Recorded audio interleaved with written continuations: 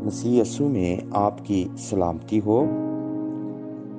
आए हम दुआ करें। ऐशमनी बाप, जब हम क़यादत के बारे में जानना चाहते हैं तो हमारी मदद कर, प्यारे उलकुस तू भी हमारी मदद कर ताकि हम इस सब्जेक्ट को सीख सकें। तो आज हमारा ये तीसरा हिस्सा है। क़यादत एक अख्तियार है। जे ऑसवर्ड सैंडर्स कहते हैं, क़यादत एक अख्तियार का नाम है जो ना इससे बढ़कर और ना इससे कम है। ये दरअसल दूसरे लोगों पर बामुशर्रफ असबाब के लिए असरअंदाज होती है।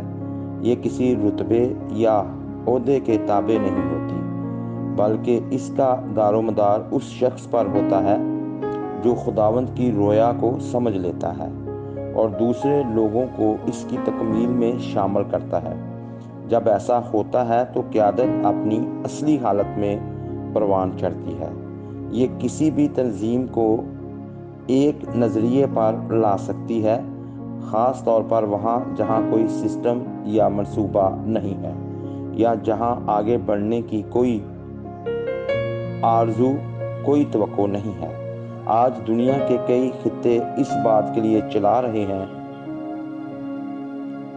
गिड़गिड़ा रहे हैं कि उन्हें कोई खुदा तरस और मौसर क़यादत मैसर आए।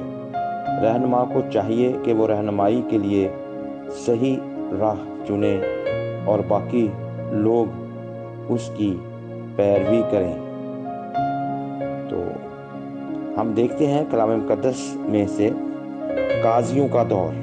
इससे पहले कि बनी इस्राएल अपने लिए बादशाह का इंतखाब करे या बादशाह चुने, तो साउल को उनका बादशाह बना दिया जाता है और ये तारीख दौर का तजर्बा हुआ। काजियों का दौर हम इसको कहते हैं। ये वो वक्त था जब खालस और हकीकी क़यादत की ज़रूरत थी। और अगर आप क़ज़ात 21 बाब और उसकी 25 आयत पढ़ें तो वहाँ लिखा है, और उन दिनों इस्राएल में कोई बादशाह न था, हर एक शख्स जो कुछ उसकी नज़र में अच्छा मालूम होता था वही करता था। हम गौर करते हैं कि जब इस तरह का दौर हो कि जो किसी की नज़र में अच्छा लगता है वो वही करे, तो फिर किस तरह के हालात होंगे। तो मैं यहाँ आपको 7 ऐसे सबब बताना चाहता हूँ जिनकी वजह से क़यादत का ये दौर फकदान का शिकार रहा। नंबर 1, वहाँ अफरा दफरी का राज था। कोई तरतीब ना थी, क्योंकि वहाँ कोई भी अख्तियार या ज़िम्मेदारी को तरजीह नहीं देता था या मुकद्दम नहीं जानता था। नंबर 2, और जो उनके दुश्मन थे वो जारहाना थे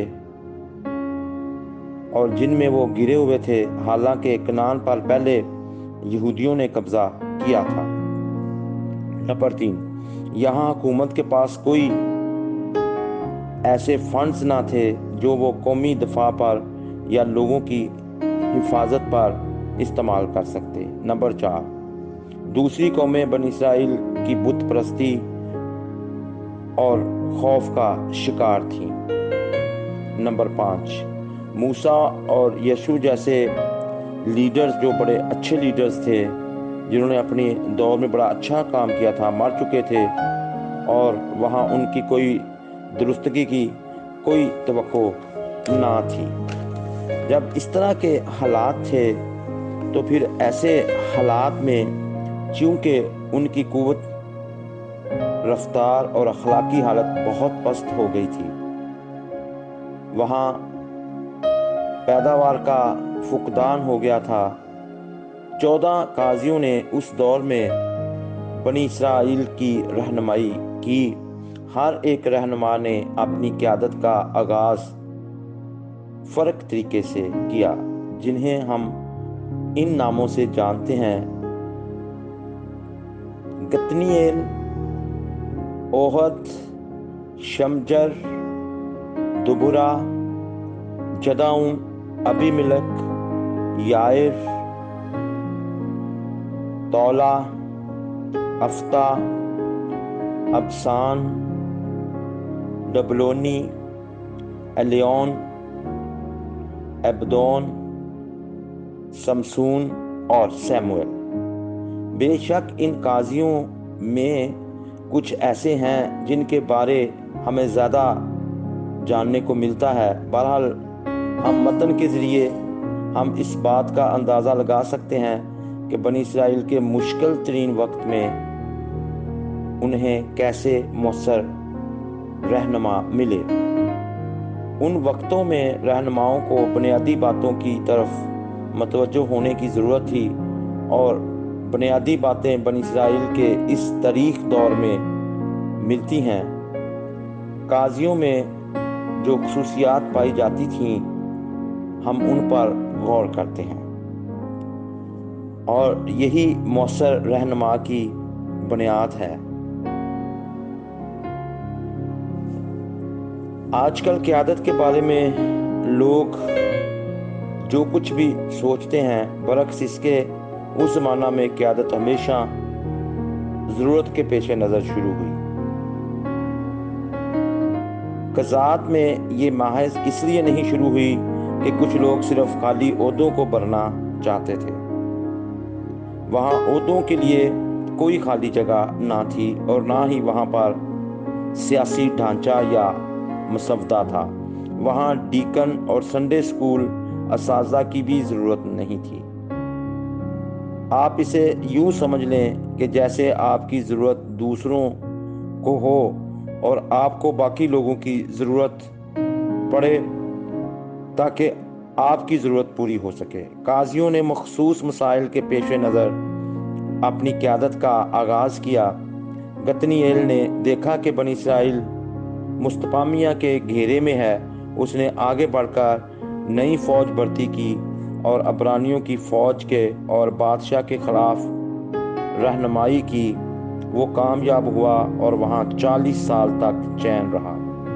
ओहद ने देखा कि मोआबी उसके लोगों पर हुक्मरानी करते थे, और उसने फैसला कर लिया कि बहुत हो चुका, और उसने इसराइल को मोआब पर फतह दिलवाई, और ये 80 साल चैन का दौर रहा। शमजर, उसने आगे बढ़कर इसराइल को फलस्तियों से छुड़ाया।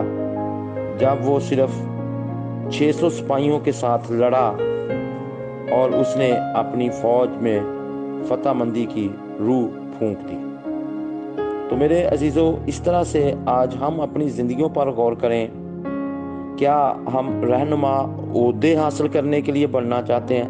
हम डीकन इसलिए बनना चाहते हैं कि वो सिर्फ एक जो ओहदा है उसको फिल किया जाए? नहीं, इसलिए हमने लीडरशिप में आना है कि जो हमारी ज़रूरत है वो भी पूरी हो और दूसरों की ज़रूरत पूरी हो। हमारे वसीला से दूसरों की ज़रूरत पूरी हो और दूसरों के वसीला से हमारी ज़रूरत पूरी हो।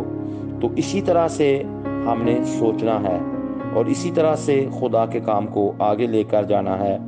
आज भी हमें मुख्तलिफ तरीक़ों से शिकस्त मिल रही है, तो आज भी हमें ऐसे ही लीडरों की ज़रूरत है जो ना सिर्फ ओहदे को भरना चाहते हैं, बल्कि वो दूसरों की ज़रूरत को पूरा करना चाहते हैं। ये लीडर का काम है कि वो दूसरों की ज़रूरत को पूरा करे और उसकी ज़रूरत दूसरे पूरी करें। अगर क़यादत सच्ची और मुखलस है तो नंबर 1 तो वो हमेशा ज़रूरत से शुरू होगी। वही ज़रूरत शख्सियत में चिंगारी की तरह भड़क उठेगी। वही शख्सियत उस ज़रूरत के जवाब में अपना किरदार अदा करेगी। और नंबर 4, और ये अमल दूसरों के तावन से शुरू होगा। सो मेरी आपसे इल्तिजा है, मैं आपसे इल्तमास करता हूँ कि जब हम अपने इर्द गिर्द बहुत सी ज़रूरतों के बारे में सुनते हैं, तो हमने कभी गौर किया है कि तू कौन सी ज़रूरत है जो ऐसी ज़रूरत है जो मेरे और आपके दिल को ज़्यादा मुतासर करती है, और उसको पूरा करने के लिए हमें ख़ास किस्म के इक़दामात करने होंगे। आप अपने मरने से पहले क्या करना चाहोगे? आपका बामानी हिस्सा क्या होगा? ज़रा इस बात पर आप सोचें और गौर करें कि आप क्या करना चाहते हैं। मेरे अजीज़ों,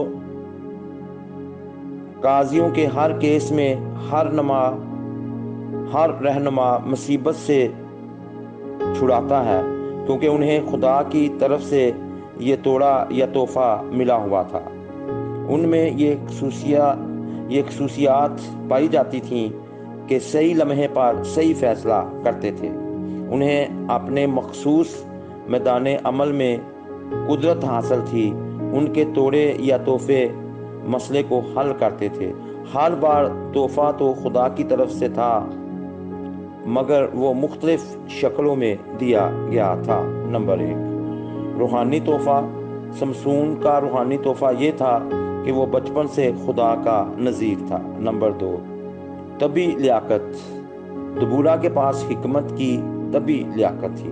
नंबर 3, हासिल की गई महारत। जदाऊन और अफ्ता ने अपनी हासिल करदा महारत के बलबूते पर कई अरसे हुक्मरानी की खुदा ने हम में से हर एक के अंदर कुछ ना कुछ रखा है। कभी हमने गौर किया है कि मेरे अंदर खुदा ने क्या रखा है? जो मेरे अंदर खुदा ने रखा है, हमें उसके लिए करना है। मेरे अंदर हिकमत है, मेरे अंदर रूहानी तोहफा है, मेरे अंदर क्या महारत है? जदाऊन जैसी महारत है। मेरे अंदर किसकी तरह की महारत है? हम उस पर गौर करें और उसको हासिल करें, जिसके ज़रिए हम अपने इर्द गिर्द के लोगों को छुड़ा सकते हैं। हम दूसरे लफ्ज़ों में जो कुछ भी चाहिए, उनमें से कुछ ना कुछ दूसरों के पास ज़रूर होता है, और जब हम इसे पा लेते हैं, हासिल कर लेते हैं, तो कुदरती तौर पर बाख्तियार हो जाते हैं। तो मेरे अजीज़ों, अगर क़यादत सच्ची और मुखलस है, तो फिर पहला तोहफा आपके पास क्या है? वो शख्स के अपने अंदर होता है। नंबर 2, वो उस तोहफे को दुल्हा की तरह जाहिर करता है। नंबर 3, बिलाखिर वो इस तोहफे को इस खिदमत के साथ जोड़ देता है, मुंसलिक कर देता है जो उसे मिली होती है। नंबर 4, वो आखिरकार अपने इस तोहफे की वजह से कामयाबी हासिल करता है। हमें अपने तोहफों को पहचान कर रहनुमाई करनी है। हमें अपने तोहफों के बारे में बहुत ज़्यादा होना पड़ेगा, और जैसे हम गौर करते हैं, साहिबे वजदान, बारावर, मुतमिन, खुश, हकीकी, साहिबे अख्तियार। हमें अपने तोहफों के बारे में बड़ा मुतमिन होना है, बड़ा खुश होना है, और बारावर होना है, और हकीकी तौर पर ये सारे कामों को करना है, और साहिब इख्तियार होना है। फिर मैं आपसे इल्तमास करूँगा कि आप अपने बारे में क्या सोचते हैं, या आपका अपने बारे में क्या ख्याल है? आपका मुकद्दम तोहफा क्या है? क्या आपने मसीह के बदन के लिए ऐसे काम किए हैं कि लोग इस वक्त आपकी कमी महसूस करेंगे जब आप इस दुनिया में नहीं होंगे? क्या आपने अपनी तंजीम के लिए वो किया है जो आप कर सकते थे? तो ये निहायत ज़रूरी है। मैं फिर आपसे इल्तमास करूँगा कि जो आप अपनी तंजीम के लिए, इस दुनिया के लिए, अपनी कलीसिया के लिए, दीगर कौमों के लिए कर सकते थे, वो करें, ताकि आपके मरने के बाद भी लोग आपको याद करें। कलाम हक का सुना जाना हमारे लिए बाहिस से बरकत हो, बाहिस से मसरत हो। खुदावंद का शुक्र हो।